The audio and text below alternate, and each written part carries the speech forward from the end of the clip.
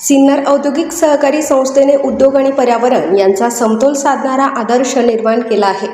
औद्योगिक विकासासोबत मोठ्या प्रमाणावर वृक्ष लागवड आणि त्याचे संवर्धन केल्यास पर्यावरणपूरक औद्योगिक क्षेत्र उभारता येऊ शकते. सिन्नरचा हा वृक्षारोपण व वृक्ष संवर्धनाचा पॅटर्न राज्यातील अन्य औद्योगिक क्षेत्रातही राबविण्याची गरज असल्याचे महाजन यांनी नमूद केले. उन्नत नाशिक अभियान आणि मिशन ग्रीन्स मान्सूनच्या माध्यमातून नाशिकला स्वच्छ, सुंदर, हरित व पर्यावरणपूरक बनविण्याचा प्रयत्न सुरू आहे.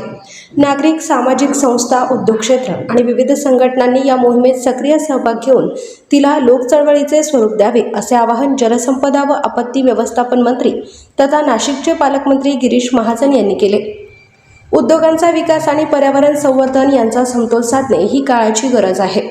वनप्रस्थासारख्या संस्था पर्यावरण संवर्धनासाठी दीपस्तंभाचे काम करीत असून त्यांनी उभारलेले कार्य कौतुकास्पद आहे. केवळ वृक्षारोपण न करता लावलेल्या वृक्षांचे संगोपन व संवर्धन होणे अधिक महत्त्वाचे आहे.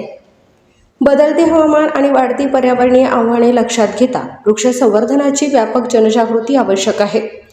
वृक्ष लावणे हा केवळ उपक्रम न राहता त्याचे संगोपन करण्याची जबाबदारीही नागरिकांनी स्वीकारली पाहिजे असे महाजन यांनी सांगितले. युवा नेते उदय सांगळे यांनी वनप्रस्थ फाउंडेशनने केलेल्या कामाची माहिती देताना फाउंडेशनने समर्पित भावनेने 10 वर्षापासून काम केले असल्याचे सांगितले. अनेक कचरा डेपो, डम्पिंग ग्राउंड हिरवेगार केले आहेत. अनेक पिढ्या आठवण ठेवेल अशी वृक्षारोपणाची कामे मंत्री गिरीश महाजन यांच्या माध्यमातून होत असून जिल्हाभर ही चळवळ सुरू आहे. ज्या संस्थांनी पर्यावरणासाठी योगदान दिले त्यांचा येथे होत असलेला गौरव महत्त्वाचाही असल्याचे ते म्हणाले. घनवनाची संकल्पना वनप्रस्थ फाउंडेशनने यशस्वी केल्याचे कौतुक त्यांनी केले. उन्नत नाशिक अभियानांतर्गत नाशिक शहर व जिल्हा हरित करण्यासाठी राबविण्यात येणाऱ्या मिशन ग्रीन मान्सून मोहिमेच्या 9व्या टप्प्यात रविवार दिनांक 23 ऑगस्ट रोजी सिन्नर औद्योगिक सहकारी संस्था व वनप्रस्थ फाउंडेशनच्या संयुक्त विद्यमाने सिन्नर औद्योगिक क्षेत्रातील प्रस्तावित मारुती वन परिसरात पालकमंत्री गिरीश महाजन यांच्या हस्ते वृक्षारोपण करण्यात आले.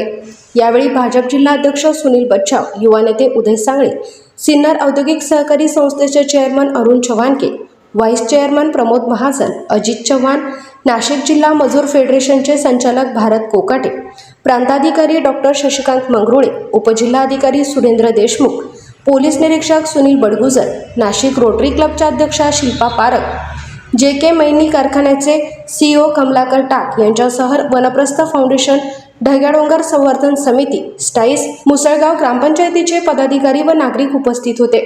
महाजन यांनी काही घनवनांना भेट देत पाहणी केली. पर्यावरण संवर्धनासाठी वनप्रस्थ फाउंडेशनला शासनाकडून सर्वतोपरी सहकार्य करण्याची ग्वाही महाजन यांनी यावेळी दिली.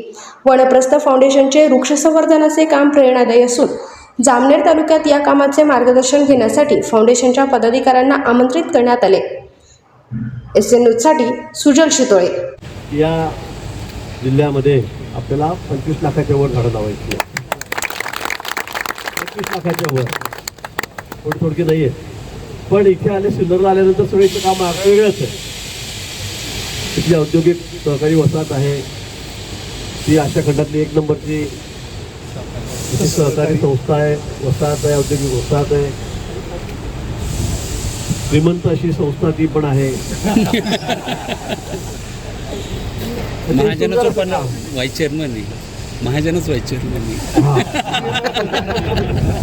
व्हाईस चेअरमन महाजन म्हणून चाललंय.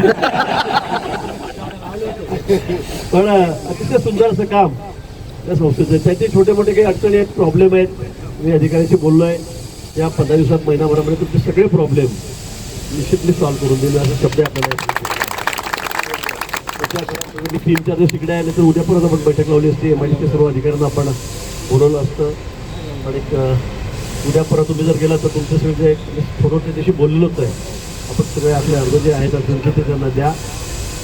ते त्यावर अभ्यास करतील आणि आपण एक 4-5 दिवसात एक बैठक घेऊन ते सगळे आपण लवकरात लवकर मार्गी लावूया. पण आज खरंच या MIDC एरियामध्ये आल्यानंतर आणि विशेष करून वनप्रस्थ फाउंडेशनसोबत या ठिकाणी अतिशय चांगलं काम, म्हणजे या ठिकाणी संस्थेचा मला उल्लेख करावा लागेल.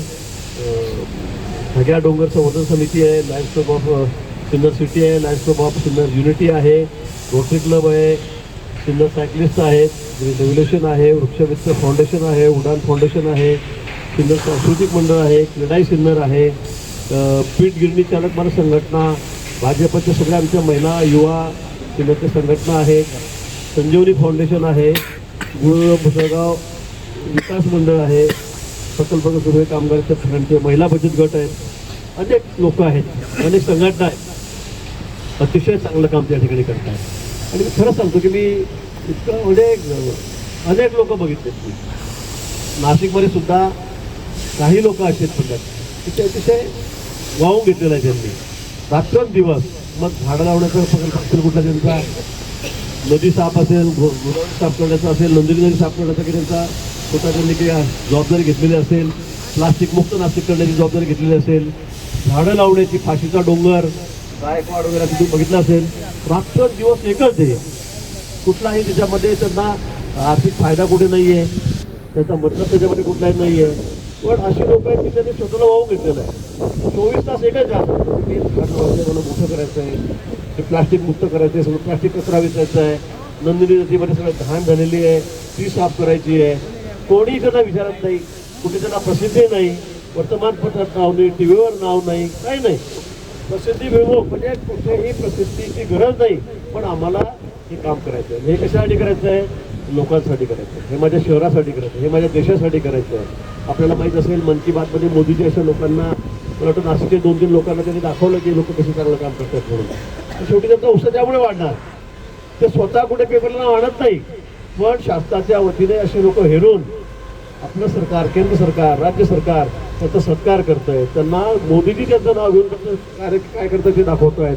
आणि देशाच्या कान्याकोपऱ्यातून आणि हे सगळं दाखवलं गेल्यामुळे मग इतर लोकांना याचा त्याचं प्रोत्साहन मिळत आहे. ते सुद्धा यातून काहीतरी ऊर्जा घेत आहेत, स्फूर्ती घेत आहेत आणि हे कामं करतायत. पण आपलं सुद्धा हे काम म्हणजे खरं मी ते सांगितलं तुम्हाला की जामनेरला घेऊन खोटं नाही, तुम्हाला या आठवड्यात जामनेरला यावं लागेल. आम्हाला सांगा, म्हणजे आम्हाला जे जमलं नाही, मी झाडं तर लावतोय सगळीकडे, आमच्याकडे लावतो, पण ज्या पद्धतीने तुम्ही सगळे वेगवेगळे सगळे क्लबवर जबाबदारी दिलेली आहेत, सगळे प्रतिष्ठान आहेत त्यांच्यावरही सगळी जबाबदारी दिलेली आहे, सगळ्या संस्था आहेत त्यांच्यावरही जबाबदारी दिलेली आहे. मला वाटतं यामुळे अधिक चांगलं काम होऊ शकतं. एकाच माणसाने किंवा फक्त नगरपालिकेला झाडं लावायचे आणि त्यांनीच जगवायचे आणि त्यांनीच पडे जायचं, त्यापेक्षा मला वाटतं आपण सगळ्यांना जर ते विभागून दिलं, प्रत्येकाला वाटतं की मला हा भाग दिलेला, हा अधिक चांगला असला पाहिजे. स्पर्धा निर्माण झाली पाहिजे क्षेत्रामध्ये.